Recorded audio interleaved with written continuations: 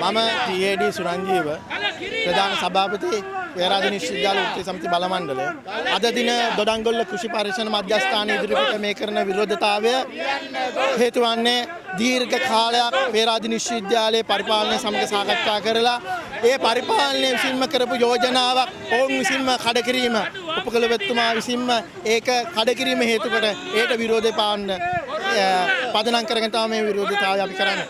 ඉතින් වසර ගණනක් සේවය කරලා පේරාදෙණි පරිශ්‍රයට ස්ථාන මාරුවෙන් යන්න යම් පිළිගත හැකි ක්‍රමවේදයක් ක්‍රියාත්මක වෙමින් තියෙද්දී ඒක කඩකිරුවේ මන්ද කියන එක අපේ සේවකයින්ට ප්‍රශ්නගත වෙන මතුවෙන කාරණයක්. ඒ වගේම ආරක්ෂක අවංක සේවය කරන ආරක්ෂක අංශයේ සේවකයින් මේ දොඩංගොල්ල පරීක්ෂණ මධ්‍යස්ථානයේ තියෙන අක්‍රමිතාවන් වාර්තා කරා කියන පදනම මත වාර්තා කරලා ඒ ගැන කිසිදු පරීක්ෂණයක් කරලා නැහැ. අන්තිමේට උනේ මේ ආරක්ෂක අංශයේ නිලධාරියාව ඒ දොඩංගොල්ල පරිසරයේ සිට පේරාදෙණි පරිසරය දක්වා ස්ථාන මාරු කිරීමයි. ඒ නිසා මේවට සාධාරණ දෙයක් වෙන්න ඕනේ. මිනිසුන්ගේ සාධාරණ පරීක්ෂණයක් වෙන්න ඕනේ සහ සාධාරණ ස්ථාන මාරුවෙන් ක්‍රමවේදයක් පැවතිගෙන ක්‍රමවේදය නැවතත් ක්‍රියාත්මක කරන ඉල්ලීම තමයි අපි කරන්නේ.